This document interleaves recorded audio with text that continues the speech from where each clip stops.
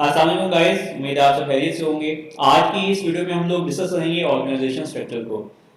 Multiple organisation structures use हो रहे होते हैं ऑर्गेनाइजेशन में। पहले तो हम लोग डिस्कस करते हैं कि ऑर्गेनाइजेशन क्या है। Organisation basically group of people, ऐसे जो ग्रुप ऑफ पीपल हैं जो कलेक्टिवली किसी एक गोल या किसी एक बिजनेस नीड के लिए काम कर रहे हो मिलके, और उनकी मल्टीपल उन लोगों की या उन ग्रुप ऑफ पीपल की ड्यूटी या रिस्पॉन्सिबिलिटीज हो, और मल्टीपल रिस्पॉन्सिबिलिटी के साथ लेकिन कलेक्टिव गोल उन सबका एक ही हो। तो ऐसे ग्रुप ऑफ पीपल को या ऐसे लोगों को मिलकर इस फ्रेमवर्क को हम लोग ऑर्गेनाइजेशन कहते हैं। ऑर्गेनाइजेशन में मल्टीपल स्ट्रक्चर्स होते हैं। एक तो पहली बात ये कि स्ट्रक्चर क्या होता है। स्ट्रक्चर ये होता है कि इंफॉर्मेशन को पास करने के लिए जो टीम ऑफ ग्रुप पीपल होते हैं, उसमें उसकी एक हायरार्की होती है। हायरार्की में लेट्स से कि एक ऑर्गेनाइजेशन में आपका एक सीईओ है या सीईओ है या एमडी है या जीएम है, तो वो उसको कहते हैं ऑर्गेनाइजेशन ब्रेकडाउन स्ट्रक्चर, ओबीएस। कि उसके अंडर जो है वो आपके मल्टीपल डिपार्टमेंट्स हैं या मल्टीपल मैनेजर्स होंगे। उन मल्टीपल मैनेजर्स के अंदर उनकी टीम्स होंगी, तो मल्टीपल स्ट्रक्चर्स काम कर रहे होते हैं ऑर्गेनाइजेशन के। तो हम लोग डिस्कस करेंगे कि कौन कौन से स्ट्रक्चर्स हैं और प्रोजेक्ट में उनकी रिक्वायरमेंट की होती है। तो प्रोजेक्ट में रिक्वायरमेंट ये है कि इंफॉर्मेशन को पास करने के लिए लेट्स से कि मैं एक टीम का पार्ट हूँ, और इस टीम के पार्ट में मुझे अपने जो इन्फॉर्मेशन, मैं जो काम कर रहा हूँ, मैंने अपनी अपनी अपना जो कंप्लीट किया है वर्क, कंप्लीट जो मेरी जो जॉब डिस्क्रिप्शन असाइन हुई हुई है, उससे रिलेटेड मैं अगर मंथली या डेली या वीकली बेसिस पे जो मैंने अपनी कम्युनिकेट करना है, तो अपने मैनेजर को या अपने सुपरवाइजर को मैं उसको कम्युनिकेट करूँगा।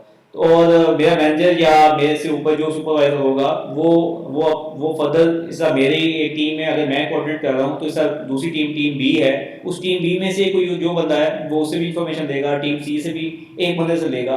तो ये सारे लोग मिलके हमारी टीम मल्टीपल टीम्स अपने अपने मैनेजर को वो कर देंगे, रिपोर्ट कर देंगे। वो एक मैनेजर के पास जो जा रही है, वो अपने मल्टीपल टीम्स के अंदर जो है वहां से इंफॉर्मेशन ले लेगा।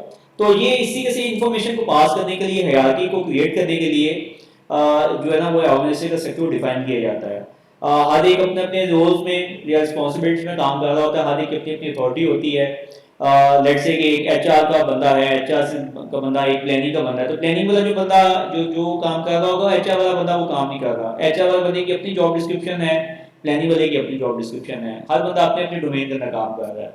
तो तीन तरह की ऑर्गेनाइजेशन स्ट्रक्चर्स हैं, जिसमें से एक फंक्शनल ऑर्गेनाइजेशन स्ट्रक्चर है। फंक्शनल ऑर्गेनाइजेशन स्ट्रक्चर के अंदर ये होता है कि मल्टीपल डिपार्टमेंट्स, जो फंक्शनल डिपार्टमेंट्स होते हैं, वो उन फंक्शनल डिपार्टमेंट्स जो है वो उनके अपने अपने रिसोर्सेज हैं। लेट्स से कि एचआर डिपार्टमेंट है, एचआर डिपार्टमेंट के अपने रिसोर्सेज हैं, उनकी मैन पावर अपनी है। इसी के से सेल्स का डिपार्टमेंट है, और मार्केटिंग का डिपार्टमेंट है, ऑपरेशंस का डिपार्टमेंट है। तो ये सारे डिपार्टमेंट्स जो फंक्शनल डिपार्टमेंट्स हैं, उन फंक्शनल डिपार्टमेंट्स के अपना अपना एक फंक्शनल मैनेजर है।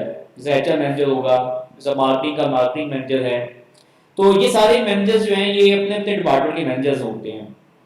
ऐसी ऑर्गेनाइजेशन जो फंक्शनल ऑर्गेनाइजेशन है, इस ऑर्गेनाइजेशन में अगर कोई प्रोजेक्ट आता है, तो यूजुअली ये होता है कि हर डिपार्टमेंट अपने अपने मैं अपने अपने कुछ बंदों की टीम अपने अपने बंदे रिलीज करता है, और वो सारे बंदे जो जो रिलीज मल्टीपल फंक्शनल डिपार्टमेंट से रिलीज होते हैं, उन सबको मिला के एक प्रोजेक्ट बना दिया जाता है।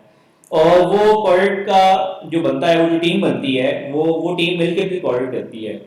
इसके हर जो स्ट्रक्चर है, उस स्ट्रक्चर के अपने प्रोस एंड कॉन्स हैं। तो इसका एक तो इसके इशू ये है इस स्ट्रक्चर के अंदर कि क्योंकि जो टीम जो बनी है, उस टीम में जो हर बंदा आया है वो रिपोर्ट करेगा अपने अपने डिपार्टमेंट के फंक्शन मैनेजर को। लेट्स से कि जो एचआर डिपार्टमेंट से जो बंदा आया है, वो जब रिपोर्ट कर रहा होगा तो अपने एचआर डिपार्टमेंट के फंक्शन मैनेजर को रिपोर्ट कर रहा है। इसी तरह से जो सेल्स डिपार्टमेंट से जो बंदा आया है इस टीम के अंदर, वो अपने सेल्स पार्ट पर सेल्स के जो फंक्शनल डिपार्टमेंट है उसके मैनेजर को रिपोर्ट कर रहा होगा। लेकिन इसमें एक अच्छी चीज ये है कि जब प्रोजेक्ट क्लोज होता है, तो प्रोजेक्ट क्लोज होने के साथ उस प्रोजेक्ट की टीम का कॉन्ट्रैक्ट खत्म नहीं हो जाता, वो बंदे रिलीज नहीं होते, वो बंदे वापस अपने अपने फंक्शन डिपार्टमेंट में चले जाते हैं। जबकि हम नेक्स्ट डिस्कस करते हैं कि दूसरा जो प्रोजेक्ट बेस्ड ऑर्गेनाइजेशन है, उसमें ये होता है कि जब प्रोजेक्ट खत्म होता है, तो प्रोजेक्ट खत्म होने के साथ प्रोजेक्ट की जो टीम है उसको भी रिलीज कर दिया जाता है। तो प्रोजेक्ट फोकस के प्रोजेक्ट बेस्ड जो ऑर्गेनाइजेशन स्ट्रक्चर है, उसमें ये होता है कि किसी एक फंक्शन डिपार्टमेंट से नहीं होता, प्रोजेक्ट बनता है, प्रोजेक्ट टीम बनती है, उसके लिए नए सोर्सेज हायर किए जाते हैं या नए सोर्सेज अरेंज किए जाते हैं। वो नए सोर्सेज जो हैं वो मिलकर एक प्रोजेक्ट टीम बनती है।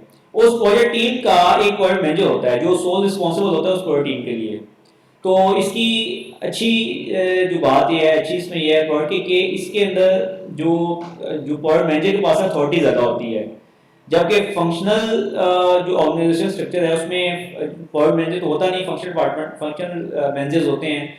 तो हर बंदे, हर फंक्शनल मैनेजर एक ही लेवल पे होता है, उन लोगों की अथॉरिटी सेम होती है। तो रिसोर्सेज के डिस्ट्रीब्यूशन पे या कैश के डिस्ट्रीब्यूशन पे या उन पे कॉन्फ्लिक्ट जो है ना, काफ़ी चीज़ों में उनको कॉन्फ्लिक्ट ज़्यादा आता है, जबकि प्रोडक्ट बेस में प्रोडक्ट मैनेजर रिस्पॉन्सिबल होता है। तो प्रोडक्ट मैनेजर हर चीज़ की अथॉरिटी उसके पास होती है। लेकिन इसका नेगेटिव इशू ये है कि प्रोडक्ट अगर 2 साल का है या 5 साल का है, तो जब वो प्रोडक्ट की कॉन्ट्रैक्ट प्रोजेक्ट की ड्यूरेशन कंप्लीट होगी, उसके साथ जो टीम है उनकी, प्रोडक्ट की जो टीम है वो भी, उनका कॉन्ट्रैक्ट भी एक्सपायर हो जाता है। तो ये इन दोनों फिर हुआ ये कि हम लोगों ने मिलके एक हम इन दोनों जो ऑर्गेनाइजेशन स्ट्रक्चर है उनको मिलके हम लोगों ने एक नया बना दिया। तो इस नए एक ऑर्गेनाइजेशन स्ट्रक्चर को कहते हैं मैट्रिक्स ऑर्गेनाइजेशन स्ट्रक्चर।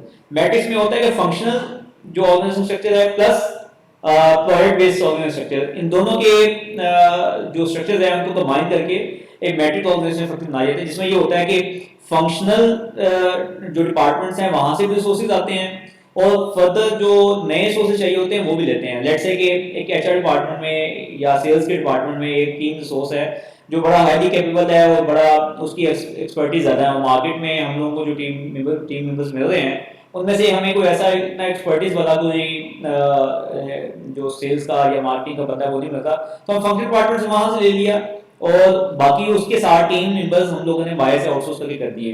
तो इसमें ये होता है कि फंक्शनल डिपार्टमेंट की भी चीजें आ जाती हैं और आपकी प्रोडक्ट बेस भी आती हैं, लेकिन इन सबको मिला के फिर इस प्रोजेक्ट टीम जो बनती है, इस प्रोजेक्ट टीम का एक प्रोजेक्ट मैनेजर साइन कर दिया जाता है। तो वो प्रोजेक्ट मैनेजर रिस्पॉन्सिबल होता है अपनी प्रोजेक्ट टीम के लिए, प्लस इसमें रिसोर्सेज जब होते हैं, कंप्लीट प्रोजेक्ट की ड्यूरेशन कंप्लीट होती है तो रिसोर्सेज वापस फंक्शन डिपार्टमेंट से आते हैं तो फंक्शन डिपार्टमेंट वापस चले जाते हैं। तो ये मिला के कंबाइन करके इसको मैट्रिक्स ऑर्गेनाइजेशन स्ट्रक्चर कहा जाता है, जो यूज होता है प्रोजेक्ट मैनेजमेंट में। ये नेक्स्ट हम डिस्कस करेंगे कि ऑर्गेनाइजेशन वैल्यूज या नीड्स क्या होती हैं। बेसिकली किसी किसी कल्चर होता है किसी भी सोसाइटी में, उस कल्चर की एक अपने नॉर्म्स होते हैं, वहाँ पे कुछ ट्रेडिशन होती हैं, उनको फॉलो किया जाता है। इस तरीके से ऑर्गेनाइजेशन की भी, हर ऑर्गेनाइजेशन की एक अपनी वैल्यूज या नीड्स होती हैं। एक तो सबसे पहले उस ऑर्गेनाइजेशन की एक नीड होती है जो बिजनेस नीड है, या उन्होंने अपने बिजनेस को स्केल करना है, या नए प्रोडक्ट लॉन्च करना है, या उन्होंने अपने ऑर्गेनाइजेशन को ग्रो करना है, डाइवर्सिफाई करना है। ये मल्टीपल नीड्स हैं उनकी, इस ऑर्गेनाइजेशन की, और उनकी कुछ जिसके लिए उन्होंने काम करना है, जिसके लिए प्रोडक्ट को लॉन्च भी करते हैं और अपनी ऑर्गेनाइजेशन को चलाते भी हैं। तो कल्चर की तरह उस ऑर्गेनाइजेशन के भी एक अपने नॉर्म्स होते हैं, अपने प्रोसीजर्स होते हैं कि उनमें कैसे कस्टमर्स को ट्रीट किया जाएगा। उनकी इनपुट अगर आती है, इस इनपुट की बेसिस पे उन्होंने अपने अपने जो वर्किंग एनवायरनमेंट है या अपने प्रोसीजर्स को इम्प्रूव करना है। उनका रिस्क टॉलरेंस कितना है। कुछ कंपनीज में रिस्क टॉलरेंस बहुत थोड़ा होता है, जिनके लिए क्वालिटी, लेट्स से कि क्वालिटी पे कॉम्प्रोमाइज नहीं करती कुछ कंपनीज। कुछ पे ये है कि उन्होंने 2-3% या 5% अप टू 5% वो कहते हैं कि इतने टॉलरेंस हो, अगर इतने पे कोई प्रोडक्ट है, अगर वो प्रोडक्शन कर रही है या सर्विसेज को प्रोवाइड कर रहे हैं, तो लेट्स से कि 100 में से 5 कस्टमर्स की नेगेटिव फीडबैक आती है, तो वो कहते हैं ओके इट्स एक्सेप्टेबल। लेकिन कुछ ऑर्गेनाइजेशन ऐसी हैं वो कहती हैं कि हमें 2% आती है, या 100 में से 2 बंदों की कंप्लेंट आ रही है कस्टमर्स की, या उनके सर्विस देने वालों की अगर 2 बंदों की आ रही है, तो वो कहते हैं कि no it is not acceptable. तो ये टॉलरेंस पे डिपेंड करता है, शेड्यूल की सर्टेनिटी पे, अनसर्टेनिटी पे डिपेंड करता है, और उनकी ऑर्गेनाइजेशन पे डिपेंड करता है कि उनकी जो मैनेजमेंट अपनी उन्होंने ट्रेन करनी है, या कुछ पर्सनल जो अपनी ट्रेनिंग है जो अपनी टीम की, तो वो कितनी करनी है।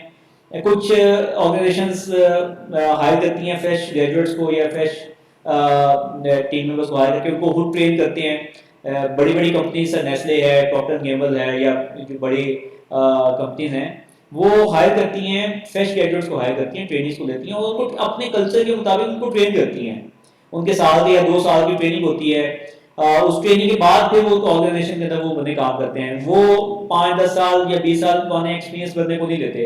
लेकिन कुछ ऑर्गेनाइजेशन ऐसी हैं जिनको एक्सपर्टीज उनकी ज़्यादा चाहिए होती है, और वो ट्रेनिंग नहीं करती, वो एक्सपर्ट ही जो जो रिसोर्स होते हैं उनको हायर करती हैं। तो ये ऑर्गेनाइजेशन वैल्यूज और उनकी नीड्स के मुताबिक डिपेंड करते हैं। हर ऑर्गेनाइजेशन का एक अपना एक कल्चर है, उसके मुताबिक वो काम करते हैं और उनकी रिक्वायरमेंट पर डिपेंड कर रहा होता है। Thank you. नेक्स्ट वीडियोस में हम लोग डिस्कस करेंगे further point management videos related.